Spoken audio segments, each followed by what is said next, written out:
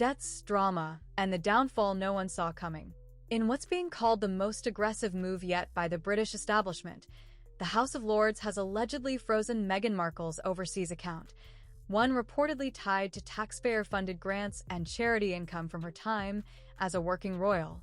According to insiders, the freeze order came just hours after a bombshell whistleblower report leaked to internal investigators.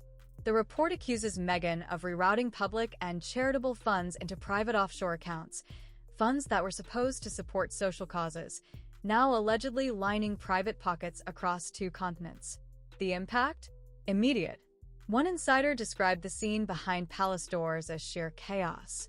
Meghan, learning of the freeze, is said to have collapsed in shock, reportedly screaming at her team that the British government had no right to touch what she claimed was hers. This series, and they'll believe it. They'll believe the smears about Britain and our monarchy, that we're a bunch of bigoted and hateful people. They even blamed Brexit for the racism which apparently was aimed at Meghan Markle, which is just completely absurd.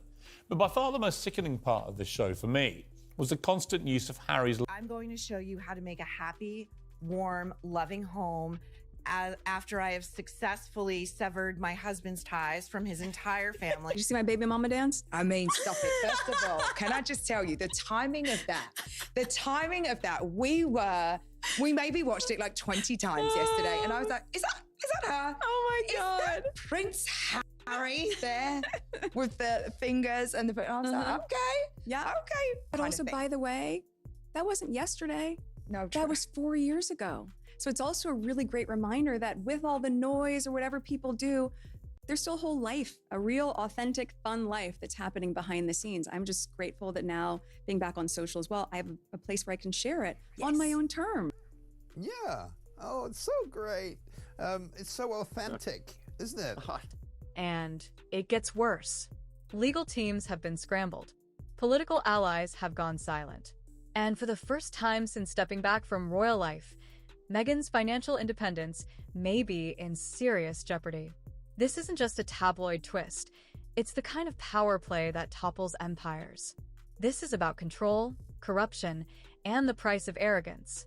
And if what's being whispered in Westminster is even half true, then the unraveling of Meghan's empire has already begun. It's about an hour-long cab ride, never seen as grandchildren. This show is packed with the kind of spurious claims and hypocrisy that have become the Sussex signature. We learned they began making videos about their heroic journey 6 months before their Netflix deal was even announced, and right at the start of a pandemic that was killing. Meghan Markle, she may have stepped down from royal duties more than 5 years ago, but she keeps taking aim at the monarchy. The Duchess of Sussex has made reportedly at least half a dozen swipes at the royal family this year, and it's only June. Proud to, if you excuse the massive book deals, the Silicon Valley startups, the preaching videos about well-being, the podcasts, the speeches, and the major network interviews with everyone from Oprah Winfrey to James Corden. But they've barely been seen or heard at all, have they? Well, on Thursday, they'll quietly and apologetically release their $100 million. It wasn't just a freeze. It was a financial shutdown. Sources close to Parliament say the order to lock down Meghan's offshore account was drafted in a closed-door session late last week, fast-tracked by members of the House of Lords after the leaked audit began circulating through official channels. Within 24 hours, Meghan's overseas banking access was reportedly severed. Oh my gosh, I worked so hard. She talks like she's a one-woman band. That is not hard work. Hard work is get up in the morning, get to 7 o'clock, get into a factory or a shop and working for 10 hours on your feet, coming home knackered. That's not what happens to her. And still being a mom. That is still not being what a happens to mom. her. Before we even get to the main event. When the stakes are this high, doesn't it make more sense to hear our story from us? Oh, shut up. What do you mean the stakes are this high? Who do you think you are? Other than a latte-munching imbecile. This woman is a born manipulator. The Netflix thing, she doesn't do the work. She don't make the jams. It's all made for her. What matters is what we have on the inside. This also follows all the stories about her bullying staff over here in the UK, which is unresolved. NDAs stopped all that stuff coming out, but she bullied people in a very unpleasant way over here. Everybody says she's a bully. She's very nasty. Not only is she incredibly controlling, but she's a bitch. About the end of every episode, it says, like, the starring, Meghan, Duchess of Sussex. Yes. That's how she's... She could not move funds, could not send a single wire, could not even view her balances without triggering alerts to UK financial authorities. For someone allegedly dependent on these accounts to fund private security, staff salaries, international business ventures, and property management, this wasn't just inconvenient. It was catastrophic. The accounts in question are rumored to be located in at least 2 tax haven jurisdictions, one in the Caribbean known for privacy laws, and another in Europe under heavy scrutiny for politically exposed persons, PEP, transactions. UK regulators are said to have red-flagged both institutions, triggering a coordinated freeze that would prevent money laundering or asset flight. What makes this even more extreme is that the freeze wasn't publicly announced. It was surgical, quiet, meant to catch Meghan off guard. Back of your head. This gruesome twosome only survived by cashing in on what's left of their royal status now. I said it before, I'll say it again tonight. King Charles should strip them of all their remaining titles and cast them out from any connection to the royal family. How could any of them trust them as far as I could throw them? Because without it, they're just whining millennial windbags. Mornings are as I get the kids off to school. You're making fruit parfait crudité boards? Like, oh my God. whom? She's Harry Sussex. I have no idea. And no, Meghan, no one knew that. Like, why are you correct? And according to one royal insider, it worked. She never thought they'd actually go that far. No one ever has before. But if she thought this was a misunderstanding, she was about to be blindsided by what came next. Every scandal has a smoking gun. This one? A confidential internal audit, allegedly commissioned months ago but buried under layers of red tape and closed-door silence. The audit, according to insiders, focused on Meghan's management of funds during her final year as a working royal and the first year of her independent foundation work. What investigators reportedly found was chilling. A string of small, consistent transactions, some as low as £1,000, funneled from publicly accessible charity accounts into offshore holding companies with generic names and no visible ownership. The trail was fuzzy, intentionally so. The transactions were fragmented, split across states and currencies, allegedly to avoid raising alarms. But someone inside noticed.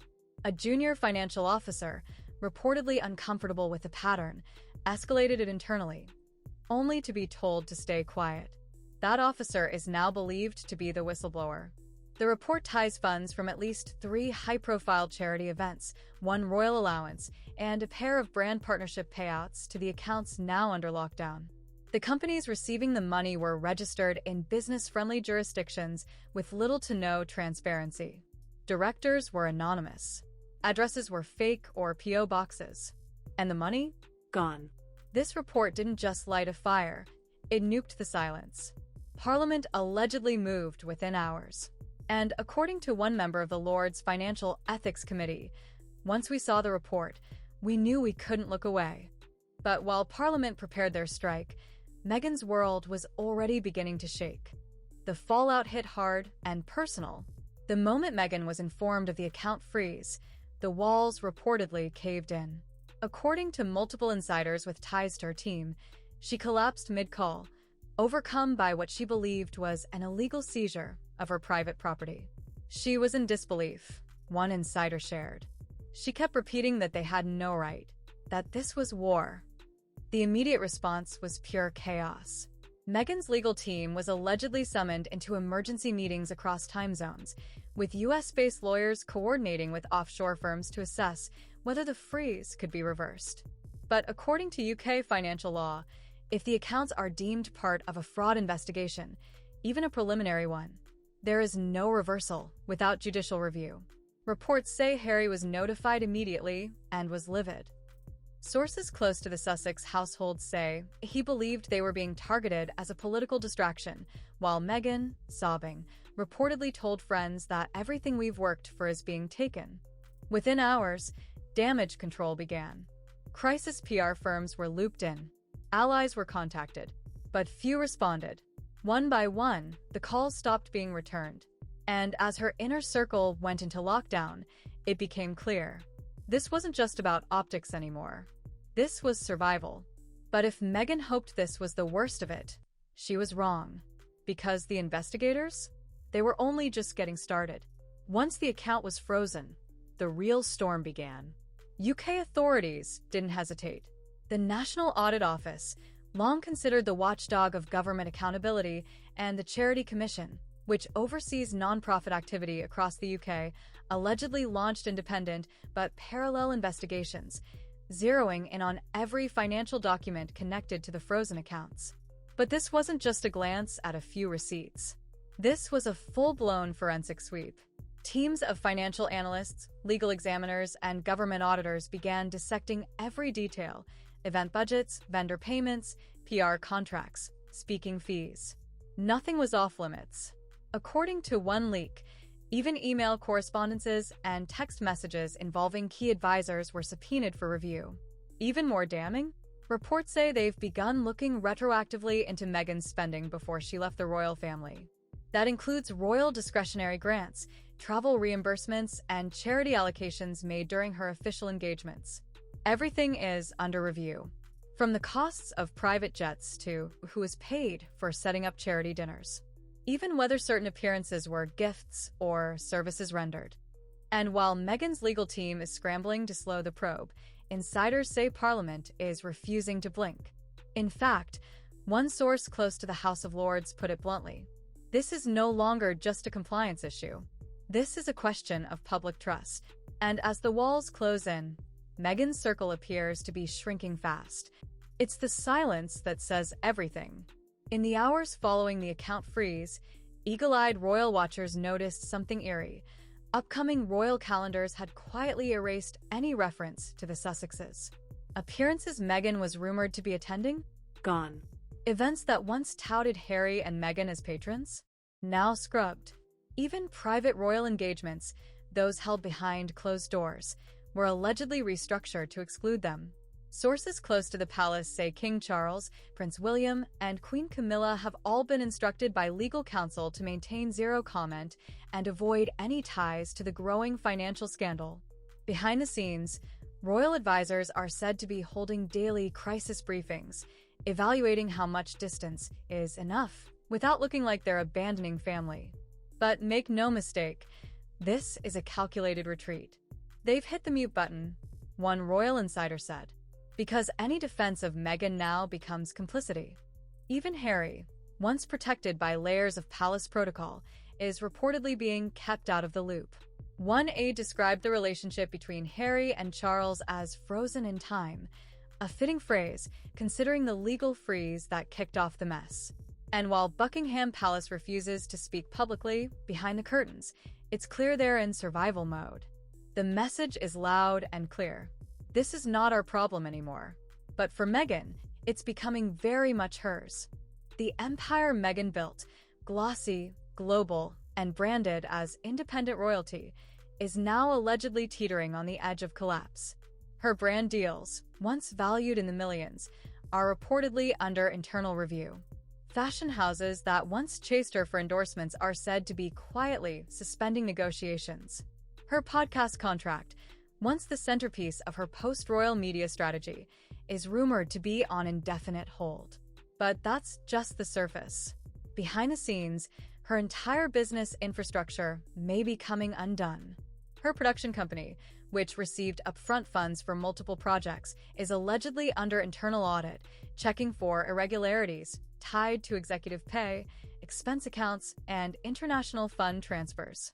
More worrying still, one of her lesser-known business holdings, based in Luxembourg, was flagged for inconsistent documentation by a compliance watchdog just last month. And then there's Hollywood. Producers who once rushed to align with the Sussex brand are now said to be backing off, fearful the scandal will taint their own reputations. One media executive reportedly told Variety off record, "If this turns into an indictment, even a civil one, every brand tied to her will take a hit. That's not risk, that's suicide." The optics? Disastrous. The stability? Shaky. The allies? Disappearing. The financial foundation Meghan spent years building may be fracturing before her eyes. But the worst may still be hiding in the shadows. Just when the headlines began to settle, another shockwave tore through the rumor mill. According to an anonymous informant inside a private financial institution in Monaco, a second offshore account has allegedly been uncovered, this one even more secretive than the first. Unlike the frozen account tied to Meghan's business ventures, this second account reportedly exists under a corporate shell unlinked to her name, but still traceable through what insiders called transactional fingerprints. Translation? The digital trail might not name her directly, but it allegedly points right back to her. The account, active for over 2 years, reportedly received just over £2 million, with several deposits lining up to the exact dates of her most public charity appearances. These weren't business transactions. These were deposits made in small sums, then routed through multiple layers of international banking before landing in the Monaco vault. Experts say this type of activity often mirrors advanced concealment techniques used by high-profile figures trying to avoid tax audits or regulatory red flags. If this account is proven to be linked to Meghan, it could be the crack that brings her entire financial world crashing down. UK authorities have already been tipped off. European regulators are allegedly in the early stages of a joint probe, and royal insiders are bracing for impact. If it's true, it's game over, one source whispered. It won't just be public scandal. It'll be legal hell. But even with international scrutiny looming, there was still one final escalation coming, and it had the legal world buzzing. Forget the court of public opinion. Meghan may be heading straight for an actual courtroom. Behind the scenes, her legal team is reportedly in full defensive mode, anticipating a wave of lawsuits, asset recovery demands, and potentially a full-blown civil fraud inquiry. According to insiders, UK government lawyers have been quietly compiling evidence for what's being called a coordinated legal offensive. The legal exposure isn't just about frozen accounts anymore. It's about how the money was obtained, how it was moved, and what was promised to donors, partners, and sponsors along the way. One British philanthropist, once publicly aligned with Meghan's causes, has allegedly submitted a letter to the House of Lords demanding a full financial disclosure, citing a breach of donor expectations. Meanwhile, Meghan's legal team is said to be considering preemptive legal action to shield her remaining assets, possibly moving funds into trusts or estates outside the UK's jurisdiction. But the problem? Any movement now might trigger more flags, and worse, make it look like she has something to hide. Court filings are rumored to be imminent. Donor groups are allegedly organizing. And inside legal circles, one phrase keeps coming up: asset seizure. If Meghan is formally found liable, even in a civil court, she could face everything from public restitution demands to lifetime bans from charitable leadership positions. And as the legal shark circle, her support network is thinning. Fast. The Sussex global brand, once positioned as the future of philanthropic celebrity influence, may be running on fumes. Sponsorship talks are reportedly drying up. Public appearances are being reconsidered. And whispers from inside Hollywood suggest the couple's docuseries future is on pause indefinitely. What does that mean? No new production deals. No fresh interviews. No staged photo shoots. Just radio silence. Even their inner team appears fractured. One PR manager was allegedly let go last week, while another confidant reportedly took an indefinite leave of absence.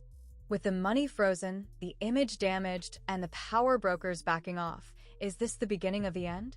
A financial freeze, a collapsing empire, a royal silence that speaks louder than words. Meghan now faces the storm of a lifetime, and it's not clear she's equipped to weather it. She may have believed the world couldn't touch her, but now it seems the House of Lords just did. And if the whispers are right, this isn't just about one account. It's about whether the Sussex empire ever stood on solid ground to begin with. Let us know your thoughts below. Has the crown finally struck back? Or is this just the first domino in a much larger takedown?